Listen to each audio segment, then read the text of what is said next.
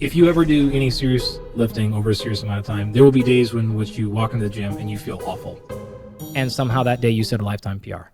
Yeah, that's a strange phenomenon.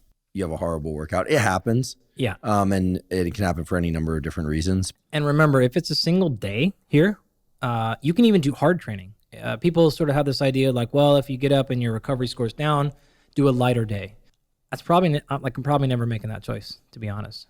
Not in this situation. Remember, this is one bad day, and we are in a phase of even trying to improve performance right now. Like, we're probably still training hard. You will, again, often see, I felt terrible, then I trained super hard, and it totally changed my day around. So exercise is my first love here. Absolutely breathing, any sort of upregulation breathing. So we talked a lot about downregulation breathing. Just do the opposite, right? And so this is when hyperventilation strategies can work.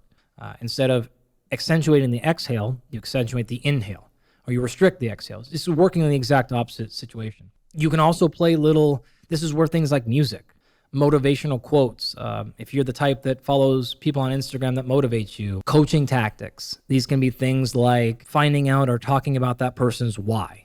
You sort of shared something that a mantra you use when you're training hard to keep you go better. I'm not going to ask you to share that now, but some people have this sometimes, right? Or you may have this conversation with your athlete. We call this finding out your why, right? So finding out like, why are you really here? What are we doing here? And a lot of times you'll hear things like, it's because I grew up poor and I don't ever want to be poor again. Okay, great.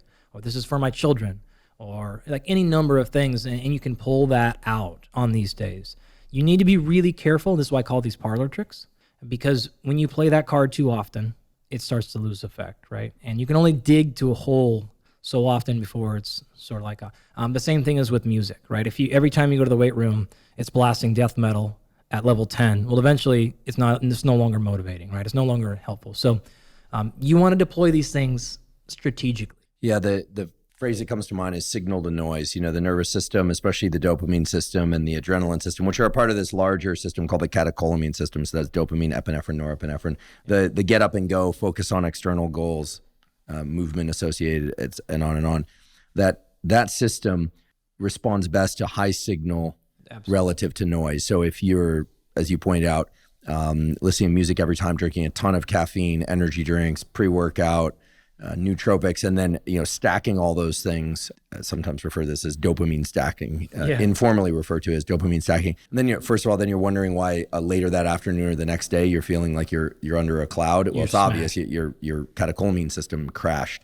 You start to wonder whether or not you have the internal mechanisms and motivation to train without those things. And so one tends to use them more and more, and then they have a diminishing effect over time. The rule that I've been sort of applying has been, I never do 2 workouts in a row where I'm stacking in stimulants, loud music, and any kind of sort of high potency inspiration.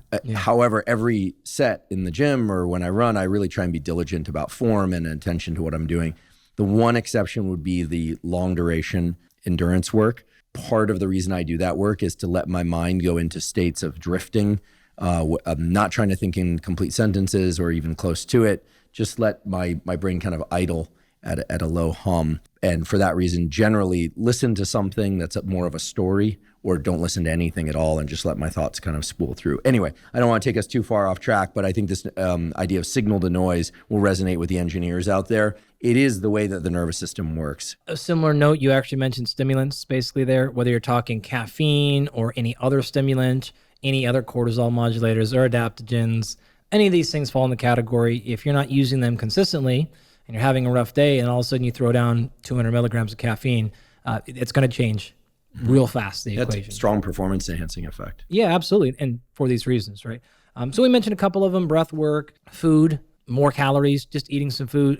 Sometimes we'll give people like what we call comfort foods. Mm-hmm. So this is just like, hey, you're from Georgia and we know you love grits, so we're having grits for breakfast. Oh my, great. Like just something to change your mood, acute state shifters.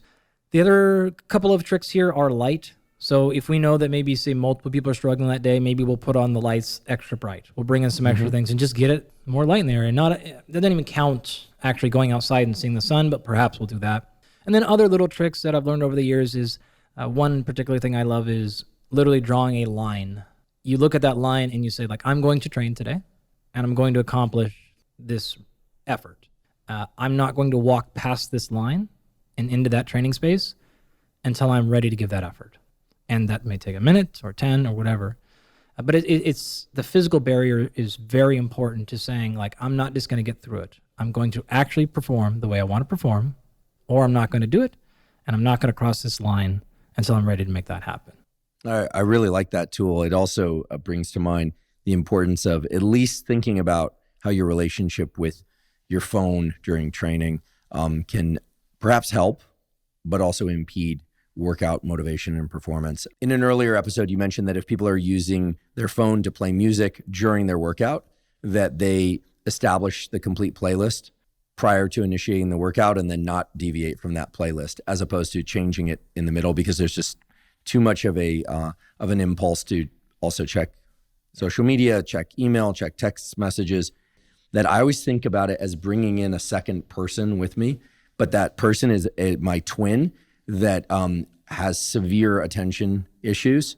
And for those that already have attention issues, just think about this as a twin that would then compound you by tapping on your shoulder, talking to you all the time, interrupting you, somebody that you like a lot, but that frankly is a little bit irritating in that they're interrupting your ability to really show up, and also your ability to show up for them. Exactly. You actually mentioned something else that we'll use occasionally, which what we call brain games or puzzles.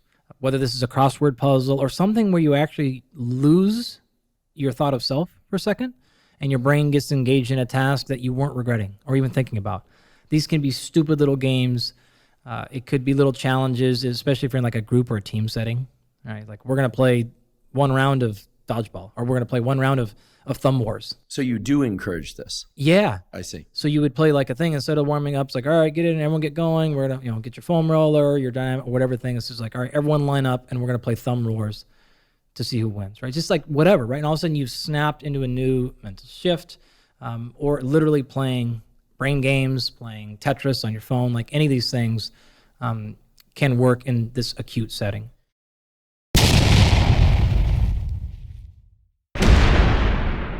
Life after 50. Health and lifestyle.